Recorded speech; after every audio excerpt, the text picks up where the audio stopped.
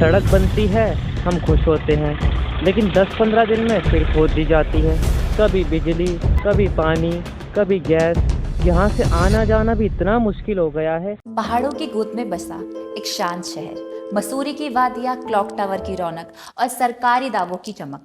लेकिन क्या आपने कभी गौर किया है कि इसी चमक के नीचे सड़कों पर गड्ढों की लकीरें हैं? स्मार्ट सिटी मिशन के तहत देहरादून को चुना गया था साल 2016 में। करोड़ों की योजनाएं बनी और वादा किया गया कि अब शहर की सड़कें स्मार्ट होंगी। लेकिन क्या वाकई ऐसा हुआ?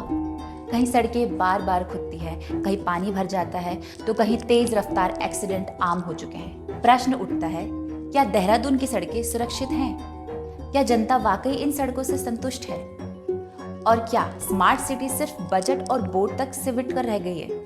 जानने के लिए देखिए हमारा ये पूरा विश्लेषण। भारत सरकार ने 2015 में स्मार्ट सिटीज मिशन शुरू किया था, जिसका उद्देश्य है शहरों को बेहतर, टिकाऊ और टेक्नोलॉजी बेस्ट बनाना। देहरादून को 2016 में स्मार्ट सिटी की लिस्ट में शामिल किया गया। करीब 1600 करोड़ रुपए की लागत तय। योजना में 120 से ज्यादा सड़कों का सुधार और पुनर्निर्माण शामिल था। कागजों पर सब कुछ शानदार था। Smart road, scientific speed breaker, underground wiring, digital lights और सुंदर फुटपाथ। लेकिन हकीकत ये है कि कई सड़कें आज भी अधूरी हैं। बारिश में नालियां उफनती है। दावा था कि अब सड़कें बार बार नहीं खुदेगी, क्योंकि अंडरग्राउंड केबल और पाइपलाइन एक बार में ही डाली जाएगी। लेकिन देहरादून में ऐसी बहुत सी जगह है जहां हर महीने सड़कों की खुदाई शुरू हो जाती है। मैं इस वक्त दून यूनिवर्सिटी रोड में मौजूद हूँ।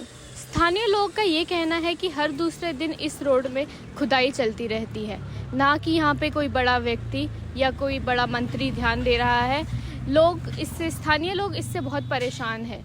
यहाँ की सड़कें हर दूसरे दिन खोदी जाती है। अगर ये किसी दिन आपको ये सड़कें ठीक दिखे, उसके अगले ही 2-3 दिन में आपको यहाँ पे फिर खुदाई मिली जाती है। हर दूसरे दिन सड़क तोड़ने का यह कारण बताया जाता है कि कभी पाइपलाइन, कभी केबल लाइन या कभी पानी का पाइप यहाँ पे लगाया जाता है। पर ये सारे काम एक साथ क्यों नहीं हो रहे? हर दूसरे दिन स्थानीय व्यक्ति को क्यों मुश्किल दी जा रही है? सरकार इस चीज़ में कुछ काम क्यों नहीं कर रही है? आइए स्थानीय दुकानदारों से पूछते हैं कि ये रोज की सड़क टूटना उनकी ज़िंदगी में क्या मुश्किल लाती है। आपका नाम क्या है? मोहम्मद कामरान। जी, आपको यहाँ रोज़ सड़क टूटती रहती है, तो इससे क्या परेशानी होती है? परेशानी धूल वगैरह बहुत ज़्यादा है, अंदर धूल आती है, जैसे गाड़ियों पे धूल रहती है और कभी कभी रास्ते ब्लॉक हो जाते हैं, घूम के जाना पड़ता है कभी कभी ना पीछे से, और 10 मिनट तक खड़ा रहना पड़ता है जाम में ना। बहुत परेशानी होती है इसके लिए ना। पैदल चलने में परेशानी है, यहाँ पर डस्ट रहता है ज़्यादा, यही दिक्कत है। शहर में स्मार्ट सिटी प्रोजेक्ट के तहत कई रईस और पॉश इलाकों में सड़कों को शानदार तरीके से बनाया गया। चौड़ी सड़कें, चमकदार डिवाइडर और नई टाइलिंग। लेकिन इन सड़कों पर लोगों की सुरक्षा शायद उस लिस्ट में सबसे आखिर में था। ONGC रोड इसका सबसे बड़ा उदाहरण है।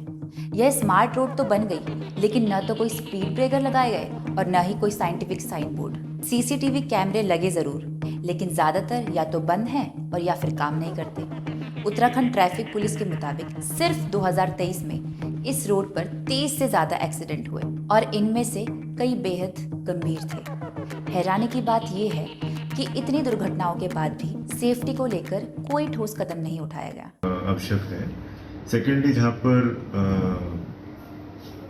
जो हमारे मुख्य क्रिटिकल जोन्स हैं, वहाँ पर ओवर स्पीडिंग को चेक करने के लिए हमने सड़क सुरक्षा समिति की बैठक भी रखी है और उसमें सुझाव भी मांगे गए हैं हमारे डिफरेंट एजेंसीज से, पुलिस से, RTO से। सो वहाँ पे क्या क्या इंटरवेंशंस की जा सकती हैं।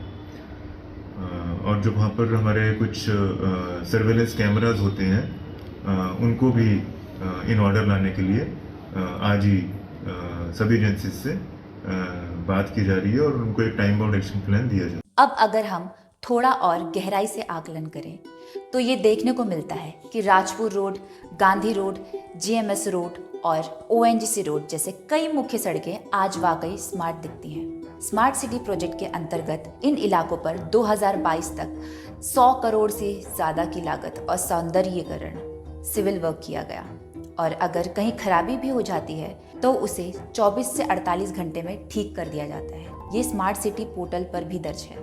लेकिन सवाल ये है, क्या देहरादून सिर्फ VIP सड़कों से बनता है? आम जनता तो उन कॉलोनियों और बस्तियों में रहती है जहां सड़कें या तो टूटी हुई है या फिर बार बार खुदाई के बाद अधूरी छोड़ दी जाती हैं। सहस्त्रधारा रोड की लोकल गलियां धर्मपुर, सुभाष नगर, नेहरू कॉलोनी और क्लेमन टाउन जैसे इलाकों में आज भी कई सड़कें सालों से जर्जर हालत में हैं। 2016 में जब देहरादून को स्मार्ट सिटी प्रोजेक्ट में शामिल किया गया था, तब कहा गया था कि 120 से भी ज्यादा सड़कों का पुनर्निर्माण और सुधार होगा। लेकिन 2024 तक लोकल इलाकों में इसका लाभ कितना पहुंचा, ये सवाल आज भी जनता पूछ रही है।